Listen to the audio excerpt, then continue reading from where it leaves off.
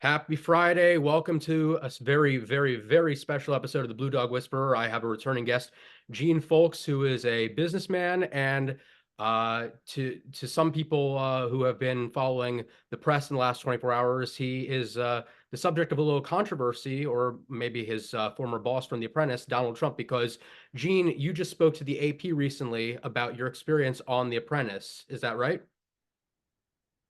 Right. That's correct. Yeah, I did. Yeah, there was a conversation about an article that was written about from a former Apprentice producer, Bill Pruitt, that actually hit the Slate magazine. It hit Slate magazine, and I was asked to follow up about a story that the Associated Press and I did prior to um, now former President Trump when he was making his bid for the White House. So we shed some new light on that experience, which sometimes when you're in the heat of things, is you try to recall exactly how things happen, and there are a lot more dimensions to it than just you know. You're breaking up, Gene. Can you repeat that? Oh, I'm sorry. Yeah, I said sometimes it's. Oh yeah, no problem. I said sometimes whenever you're asked a story, especially based on the legal case that he just went through, and you're asked to comment on that, is that consistent with what I told him in 2010, 2011, and 2016, then it is, important to go back and look at that story, as painful as it is, in order to give more dimension and coloring to exactly what that looks like, and so voters can make a decision, an educated decision in November. It's interesting That because makes sense. absolutely, and we spoke a lot about the former president and host of The Apprentice.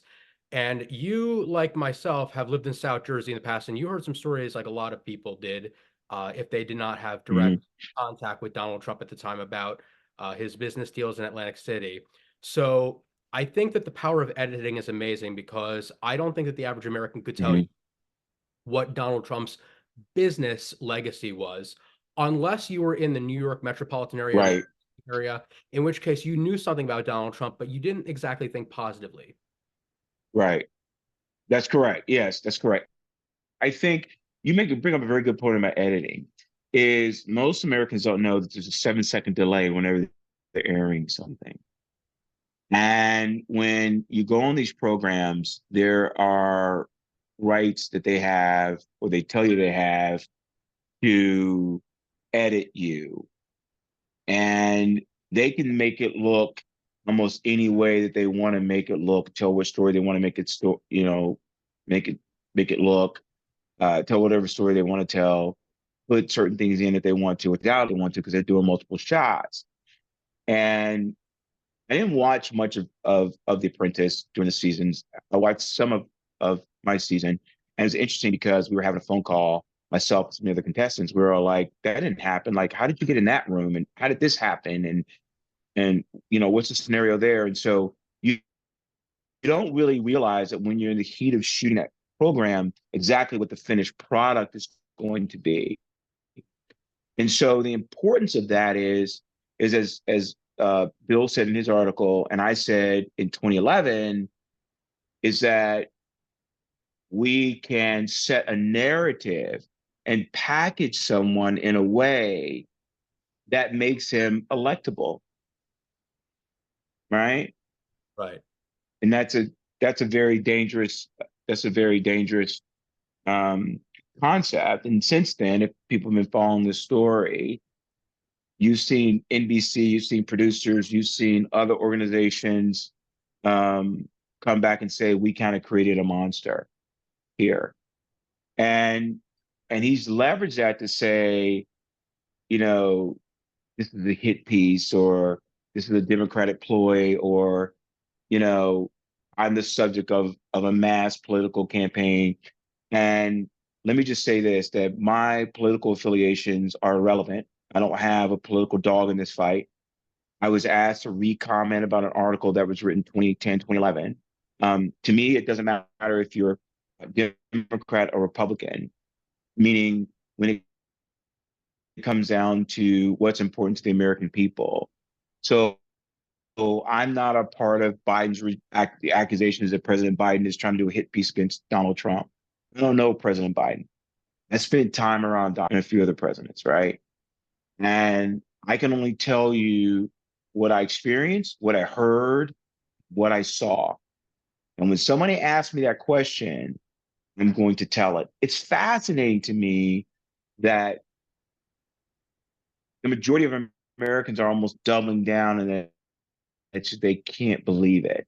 And I think that's what's fascinating to me is that when we want to say that we want what's important for the country, we're going to hold fast to the very fear that we're being told we should have.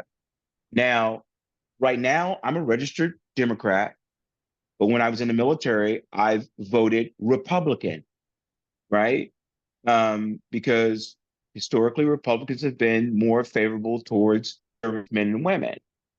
So, unlike what I'm seeing, I'm not going to vote against my own interest, right? But at the same time, I'm not going to vote for an interest. I believe it's healthy that we have lively debates, but not about a particular candidate. About the fact of the matter is that the price of milk is going through the roof. Gas prices are still high. We got an immigrant crisis in this country. Listen, I'm not a politician. I'm just a regular Joe. And I didn't audition for the program. It wasn't my desire to seek it. I was a businessman with a deal, a real estate project, and he was a real estate tycoon. So I took a risk and jumped on a program that I hadn't really watched. Figured that, yes, there's an entertainment television piece, but there was also behind the scenes a more real business piece, right? And so, like most Americans, I bought the lie. I bought the narrative of who I thought this person was. And what makes it so difficult is, while yes, I believe we need strong American leadership. Yes, I believe we need um, an appropriate immigration policy. Yes, I believe that we need to uphold Americans' values and maybe make our country stronger. At the same time, I don't believe that's the right person for it. Right? People say, "Oh, our presidents before had made racist comments." That's true. It's just our history in this country. It is our history. I And believe it's problematic, however, it is our history. I think it's problematic that we just accept that for what it is. And that's it's both been Republicans and Democrats. People need to get that. right. And this is not a race conversation that I want to have. This is a how do we really make America better? Right? How do we really get people to come to the table? And we don't bow down to one particular party because, we don't have any other option. So, like you and I were talking, if somebody tells me, "So how are you going to vote in November?" And my answer is, "Well, I'm not going to vote for Biden." And I say, "Well, then that means you're going to vote for Trump." And I'm like, that in and of itself is a problem and actually the wrong question. The right question is, why isn't there more choices in the political arena? Right? And those are things we need to attack because I don't believe that the American people, at least I don't want to believe the American people that I serve, are so myopic and fearful in our beliefs that we're okay with a two-party system. Because if it doesn't work for me and my family, it's not going to work for the people that might disagree with me and their families, right? It just doesn't make any sense whatsoever to go beyond party and look at person. Now, I don't believe that a person believe that a person has to live this pristine, idyllic lifestyle. I think that human beings are human beings and sometimes they're messy, right? And so, you know, but when there's, you know, convictions, civil cases and convictions of almost a lifetime of doing these things and saying these things, then you have to ask yourself, is this who we want in the White House? Right. Right? If this who we want to represent us globally and otherwise? And if the answer is yes, then we have a problem.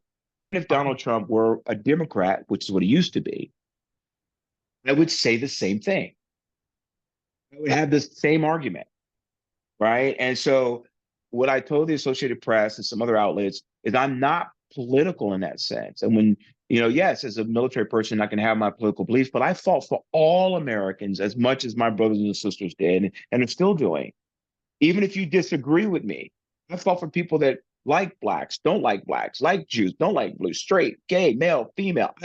You fight for everyone, right? To be an American. And so you don't stop fighting just because you take off a uniform, right? It's enemies, foreign and domestic. And I believe that right now we're in a very pivotal time in American history to where we have to decide who we're going to be. That's what I'll say about that. I agree with you 100%, Gene. In fact, I used to vote Republican as well. I've never voted Republican for a presidential candidate, but I voted Republican on a number of occasions. And I believe that even though you and I are both registered Democrats, we are more conservative than Donald Trump because when I asked you this question, you said what I expected. It was That's that, right. does Trump have sincere beliefs? And you said absolutely not. And I agree with you. I think he's completely transactional. What do you think? No, I think you're absolutely right. He's transactional. I don't think he's a true Republican. And I don't believe he is conservative. And you made something, I'm glad to hear you say that because, and this is a message, is that I lean more conservative than liberal. If we want to really put it that way, I lean probably more Republican than Democrat. But my thing is, you're not inviting me to the party, right? You're not inviting me to the party. And so and not only that, there has to be a balance. I'm not an extremist. So, and I hope we don't have extremists. They're extremists in both parties. I'm more of balance, which is we're not going to get it right all the time. We're not going to have a perfect plan. We're not going to have, but at least we have to try to balance. And we're not balanced today. It's extreme left and extreme right. And this person is playing in the white space of that, in the fear, the threat, the disagreements, the color lines, the economic lines, the regional lines, the geographic lines. I mean, he's playing with all that for his own benefit. And like you said, purely transactional. Exactly. And actually, we've Purely transactional, man. been friends on Facebook for a little over a year, I would say. And you've seen my posts about my statistics class. And what this reminds me of is a bell curve and standard deviations, and the walls are closing That's in. right. Wouldn't you? I know you're a big statistics fan, so wouldn't you That's agree right. with that analogy? Yeah. No, that's exactly right. It's a great way to put it. Great way to put it. That's right. At some point, that it's going to get so constrained that it's going to explode. Right, right. And You have to. I hope you don't mind, but I want to talk a little bit about Donald Trump. Now, he is a very offensive person. I think it's fine to be offensive. Yeah. Some of the best lessons that you can learn are offensive things, but does that mean you reward the person who's Right. offensive? In this case, I don't think so. And I wanted to play this for you because this relates to your experience or one of your experiences. Sure. So, Sure. so I'm just going to play it. It's like 5-10 seconds. Okay. Stuart and Anna are very stylish. I had confidence they would go out and pick out a good wardrobe for the show. Gene's got a very nice voice, as you can hear and hear. I had He's got a confidence nice in Gene. voice. I don't know if he has a nice voice. He I think- couldn't read. He couldn't read. He's Unfortunately, looking at his computer and he's, well, let's see. First off, Gene, I think you have a very nice voice, but more importantly, uh, you Yeah. in this AP News article that was just released a couple hours ago this morning, you stated that Mm. Trump basically called you illiterate. Now, the word illiterate was not used on what was aired. I'm sure it happened before Right. in the actual. It did. But even with the power Right. of editing, that was pretty offensive, wouldn't you say? Yeah. Yeah, it was. And the part of power of editing is there's a videotape out there, right? That actually said that I saw glasses. So I had on contacts and I have bifocals. This is what people miss. So there's a tape out there. So I couldn't see, right? I wear glasses. It said to the producers and everyone might, if I'm going to read this, I need to go and get my glasses so I can read what's on the screen, right? They would not return back to the hotel where we were staying to go get my glasses. Essentially, I could screen vision impairment. Right, but he used that to attack your character and your intelligence. Right. So he used that to attack my character and intelligence without giving the explanation. Neither did NBC as well, right? So I told him the print was there was a couple things going on, but the print was too small, right? That I couldn't read it, that I didn't have my glasses, that I don't have my readers, right? Because I was one of the oldest contestants. And he just did not buy that. And he leveraged that to attack me in a way as a man of color. You know how people do, right? And it got worse than what's played on that tape. That's a hard one for me to watch. I was livid because that was offensive. And it's hard to offend me, right? So he used that to attack me as a man of color. That everyone knows what every person knows what that says. That the offensive nature in which he did that. And he did it to further a stereotype as well. Oh yeah, it was all stereotype. It was all the illiterate, big dumb black dude. Right. Yeah, just to be blunt about it. Absolutely. And absolutely. It was. And they left out key components to that. Can you share some of those components? Yeah, I mean, the one was the eyeglasses. They were missed. The fact that the computer we didn't get back till late. So the laptop, they said, well, how long is it going to take? Apparently there was a quote unquote an issue with our laptop. So we didn't get it back to 10 to 15 minutes before actually I was supposed to go and have a chance to review what was written. And for those of my listeners who might not know, this was for a task where you had to MC at a fashion show. Correct. And they wanted to dual MC. And the reason why I ended up dual MCing was because I didn't have my glasses.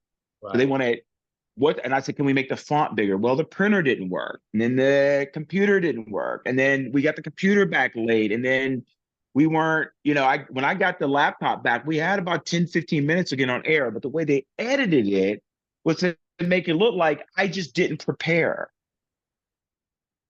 I've been public speaking since I was an Air Force recruiter. It's been 30 freaking years of doing it. I can wing it if I have to. But I have to know at least where we're going with the subject matter and what that looks like. And I have to be able to read the copy. We didn't have teleprompters. And so because the computer was listed and we couldn't print it out, I'm sorry? And Trump used the teleprompter, right? So because we got the reason why we used the laptop was because we couldn't print it out. They said the printer was broken. That the laptop was broken. So I had to go up there with the laptop. Yeah. Right. And then when I said, well, okay, let's do index cards, but I need to read the index cards. So there's a lot that was left out of that episode that it was designed to make me look like a freaking idiot.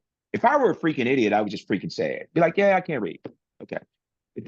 But when you know what really happens, as do most of the other contestants, then you have to say, holy shit, this is something, excuse my language. Holy crap, this is something very different going on here. What are we trying to say here? Right? And he was trying to get ratings up to a point, to a particular base. Right. That's his truth in that. I wanted to ask real quickly, you've been an outspoken critic of Donald Trump, not as a politician, but as a person, because, your criticisms go back before he even flirted with the idea of running for president. But you called him a monster in this most recent thing. This is the strongest I've heard you use this term. Why the change in tone a little bit? What has come out, or what's changed that has made you change your tone to some degree when describing him? Yeah, no problem.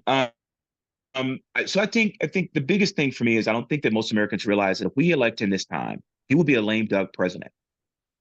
That means that whatever policies and procedures, statements he wants to make, there's pretty much no recourse.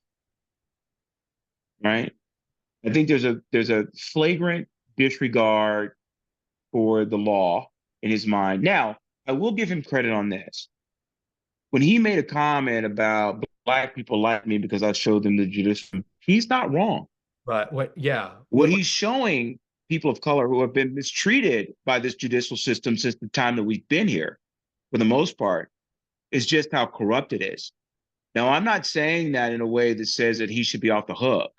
What I'm saying is that even he recognizes the atrocities that have been typically against the only group that came to America not unwillingly. We didn't come through Ellis Island, right?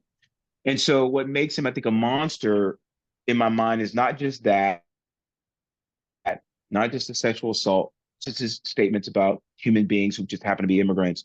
The fact that he is willfully disconnected from what he says, and he does not care about how he damages people's lives or their reputations.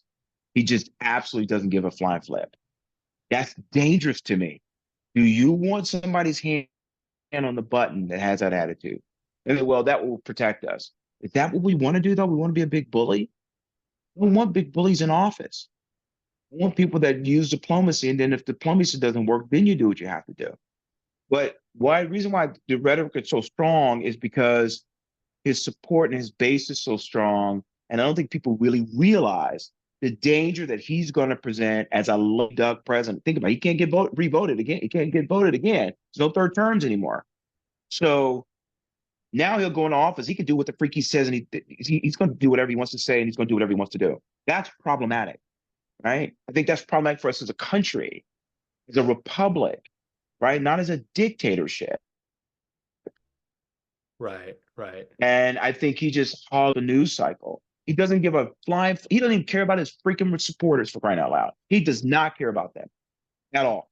He cares about no one, like you said, transactional. He cares about no one. And his supporters don't get that. It's interesting that you said that, Gene, because I swear on my life, because in 2020, I remember I write satire articles and headlines, and I put them on my notepad. In 2020, when Trump was under investigation for something regarding Russia, I wrote something which I didn't share because I was afraid people were going to be offended by it, where I basically said that Donald Trump attempts to connect with minority communities by noting that he too has been subject of a criminal investigation. And then 4 years later, he actually says it. It's like satire becomes reality. But the thing is that he did. That's right. That's right. I think he's right. The thing is, the system generally doesn't unnecessarily go after the Donald Trumps of America. Right. That's right. That's correct. They don't go after the Donald Trumps of America. Now what he's doing, which makes him a monster, is he is absolutely using the atrocities that is in this country that have happened to people called color, specifically Black people, the false accusations, the miscarriages of justice, the dirty money laundering schemes, the reputational and character assassination, the loss of people's sons and mothers and daughters, right, for his own benefit. That's a monster to me. Right? When his own family has a history of building their wealth on the backs of Black people by giving them subpar housing. That's not okay, man. Right? He doesn't, and what makes him more of a monster is, I can tell you, he doesn't care about Bubba. He doesn't give a flip about Bubba. Bubba's not his people, right? And I'm a Texan, and I'm probably a Bubba. He doesn't care. And yet, but he knows enough and slick enough and smart enough to know that with the Bubbas of the world like me, he knows enough how to hit our hot buttons and speak to our fear. And most Americans are so distracted and not astute enough to realize when we're being lied to. And if you didn't read that article by Bill Pruitt in the Slate, he just confirmed everything I said once his non-disclosure agreement expired. I read it. Right? But they created a monster. And I wanted to ask real quickly, because this is important. Yeah. You told me, I'm sorry, you didn't tell me, but you told the AP that when you were at the bar, at one of the bars at Trump Tower, after he basically told you that you were gone, one of the Black employees of NBC, I think, was consoling you, and Trump asked, "How was your lady?" not recognizing that it's one of his employees from the show. Right, correct. So obviously, then he goes on to say that you two would be good together because you have a similar background. He's a race obsessed tool, isn't he? Right. Yeah, he is. He asked the question. Yes. Yeah. And the article Pruitt wrote, I think is his name, alleges that when Donald Trump was talking to his former advisor, Carolyn Kepscher, referring to Kwame, that he used the N-word, and Kwame was the runner. He did. Do you believe that? Because I want to know, because do you believe that Trump... Do I believe he used it? I don't want to make assumptions. Yeah. I mean... I want to make sure that it wasn't just me that believed him. Yes.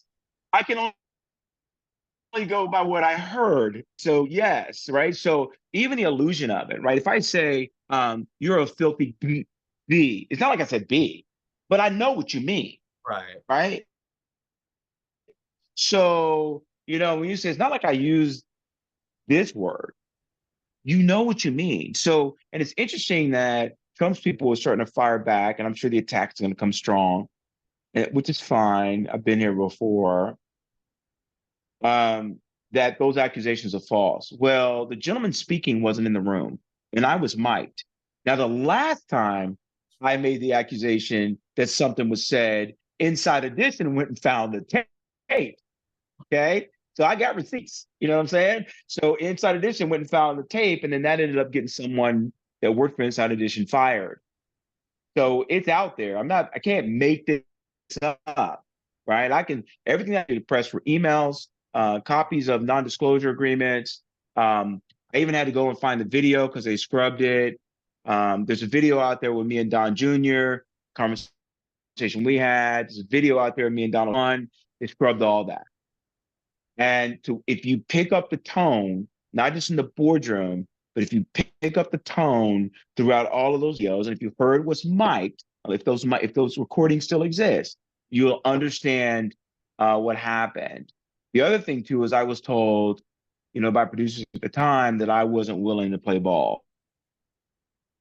And I know there was a ball to be played. I knew part of it was doing an entertainment show, but when you don't see the final editing of the program, which you probably shouldn't, you don't know how. So the character, and he owns 50% of that program. So the direction was coming from him. So think about it this way: if you have an axe to grind because your competition at the time was a black president, right? You can't really kind of go after him too much, but you can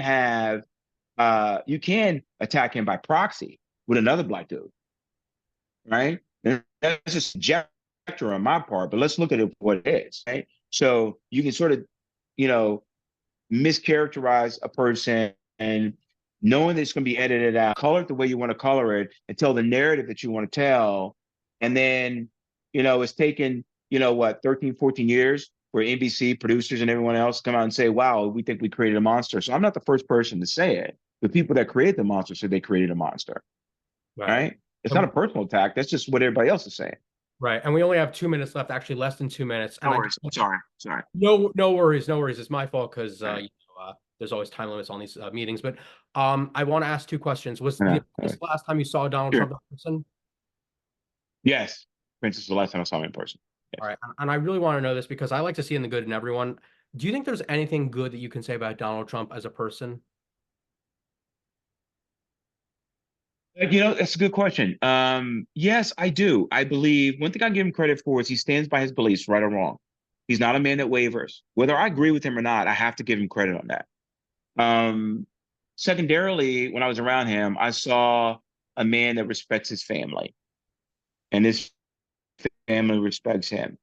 That his sons and daughter, they love their father, and whether you love him or hate him, I can't take that from him. Those are just a few of the things that it's not just all hate with me. I do think that there's good in him. See it in his family, his grandkids' eyes. And I also give him credit for being committed to his convictions. Criminal or right, whatever those are. He's not a man that wavers. Criminal or political? That's funny. Criminal. Actually, I think his personal convictions. I think it takes courage to run for the highest office in the land. And whether he's a narcissist, not a narcissist, look, we all have problems. But, at the end of the day, I think we live in a world where people are afraid to speak up and tell the truth. And if he and I have anything in common, that's probably going to be it. I'm going to be as committed to what I believe in as he is. The difference is I like to remain on the